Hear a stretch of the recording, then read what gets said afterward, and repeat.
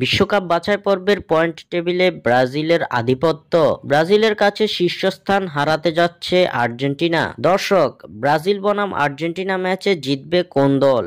আপনাদের মূল্যবান মতামত আমাদের কমেন্ট করে জানিয়ে দিন। 2026 বিশ্বকাপ বাছাই পর্বের ম্যাচে আজ কলম্বিয়ার বিপক্ষে দারুণ এক জয় তুলে নিয়েছে ব্রাজিল। কলম্বিয়ার বিপক্ষে এদিন 2-1 গোলের শ্বাসরুদ্ধকর জয় পেয়েছে সেলেসাওরা। ম্যাচের শুরুতে পেনাল্টি পেয়ে এগিয়ে যাওয়া ব্রাজিল 41তম মিনিটে গোল হজম করে বিপদে পড়ে। 1-1 গোলের সমতায় চলতে থাকা ম্যাচের শেষ মুহূর্তের অতিরিক্ত সময়ে নজরকাড়া এক গোলে দলকে জয়ের স্বাদ এনে দেন সুপারস্টার ভিনিসিয়াস জুনিয়র। 99তম মিনিটে ডি বক্সের বাইরে থেকে অবিশ্বাস্য এই গোলটি করেন ভিনি।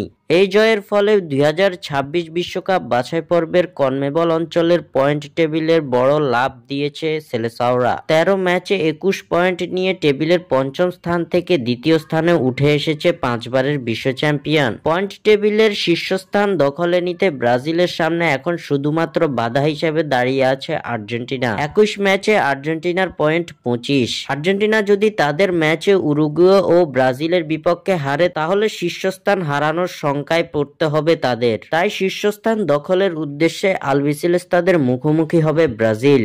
স্বাক্ষর থেকে সাব্বির ইসলাম।